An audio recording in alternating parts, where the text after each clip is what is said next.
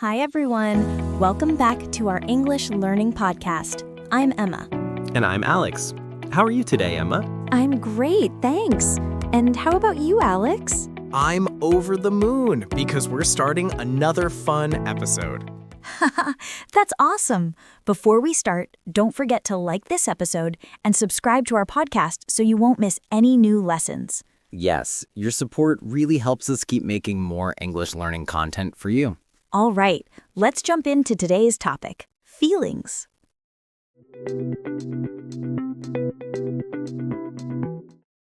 Alex, what about when you feel scared? Well, a simple word is afraid. But if it's stronger, you can say terrified, which means really, really scared. Oh, like really scared of something. Exactly.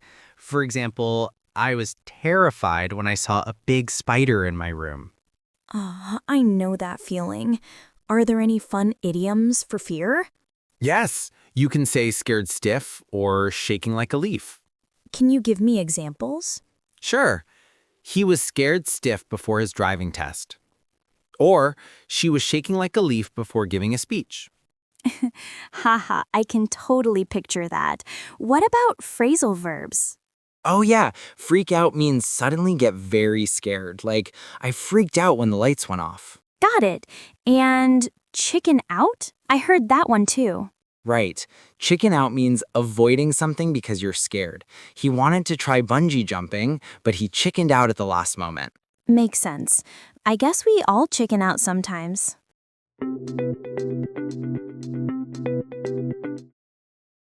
Interesting. Now, what about jealousy? Well, the simple word is jealous. For example, she was jealous of her friend's new car. Okay, and is there another word for it? Yes, envious is another emotional word. It's very similar to jealous, but sometimes a bit more formal. Cool. Are there idioms for jealousy too? Definitely.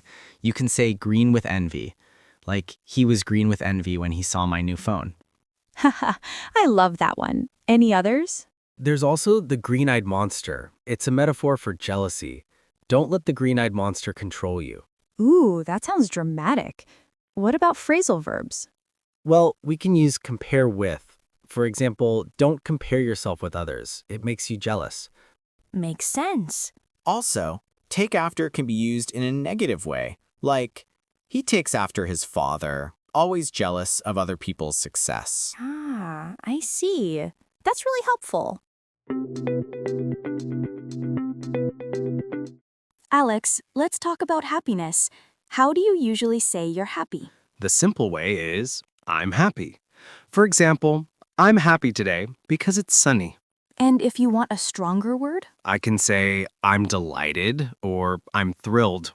Nice. Any idioms? Sure, over the moon and on cloud nine both mean extremely happy.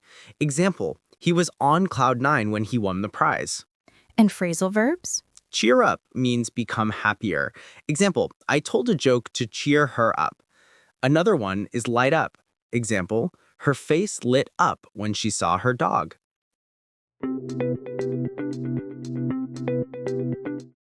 What about sadness?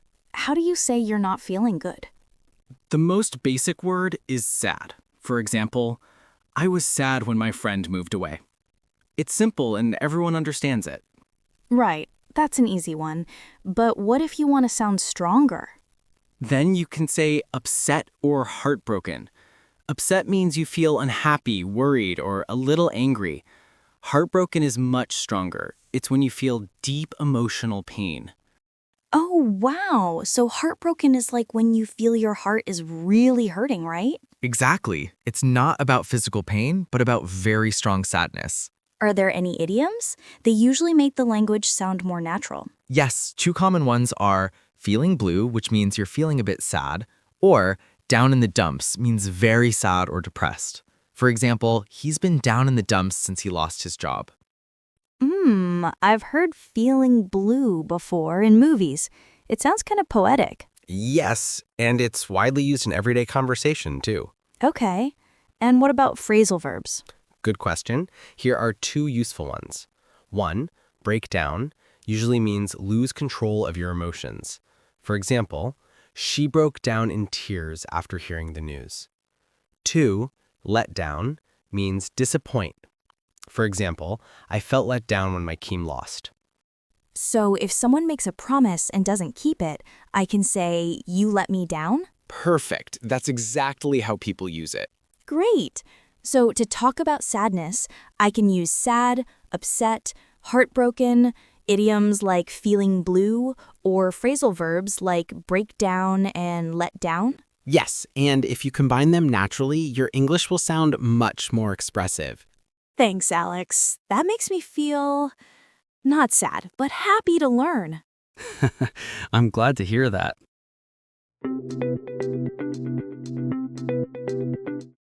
Okay, let's move on to being tired. What's the easiest way to say that? The most common and simple way is just, I'm tired. For example, I'm tired after school. It's short, but everyone understands it. Right, that's simple. But what if I feel very tired? I want to sound stronger. Good question. Then you can say exhausted or worn out. Exhausted means extremely tired, like you've used up all your energy. Worn out is very similar, and it's often used when your body feels physically used up.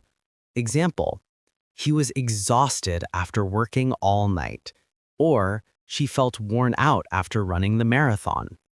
Oh, so exhausted is more general and worn out is often physical? Exactly. You can be mentally exhausted after studying too much and physically worn out after exercise. That makes sense.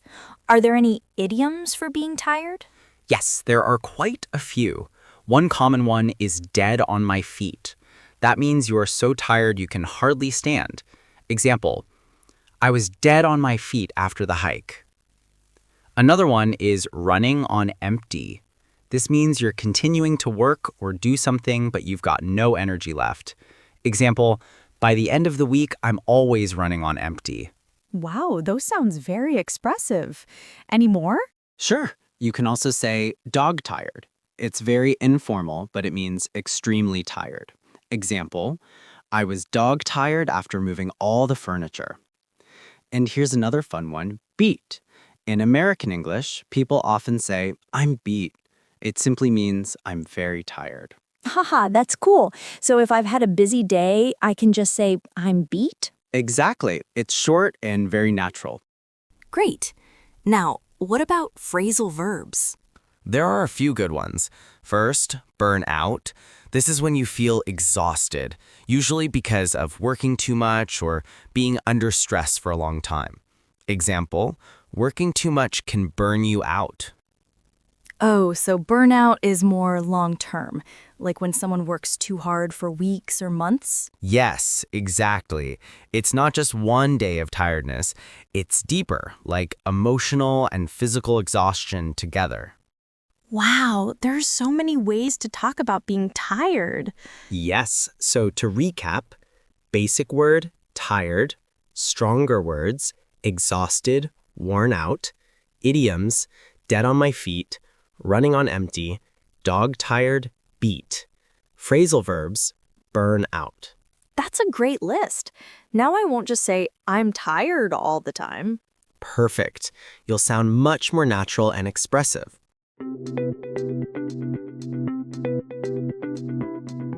Great.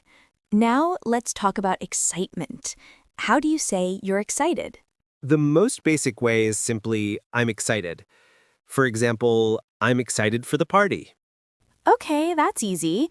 But what if I want to sound even stronger? Then you can use words like thrilled or pumped. Thrilled means extremely happy and excited. Pumped is more informal and is often used when you feel full of energy. Examples, I'm thrilled to meet my favorite singer. I'm pumped about the football match. Ooh, I like pumped. It sounds energetic. Exactly. And you can also say over the moon. That means extremely happy and excited. She was over the moon when she got the job. Oh, that's a fun one. Any other idioms? Sure. One classic is butterflies in my stomach. It means you feel nervous but also excited, usually before something important. I had butterflies in my stomach before the performance. Wow, those sound really expressive. What about phrasal verbs? Good point. One very common one is look forward to. It means you're excited and waiting for something in the future. Example, I'm looking forward to my vacation. Oh, I use that one a lot. Another is build up. It means excitement or tension increases slowly.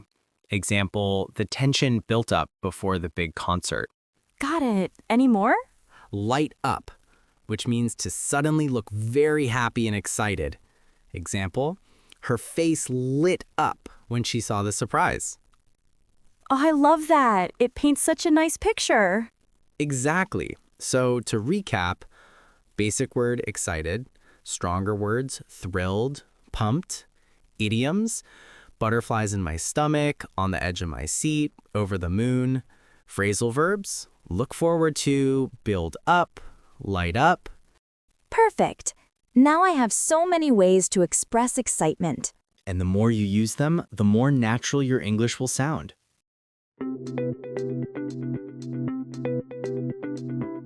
That's all for today's episode. We learned so many ways to talk about our feelings in English, from happiness, sadness, tiredness, excitement, fear, jealousy, to anger.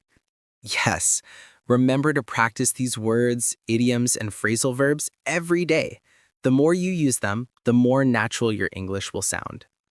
If you enjoyed this episode, please like, subscribe, and share it with your friends.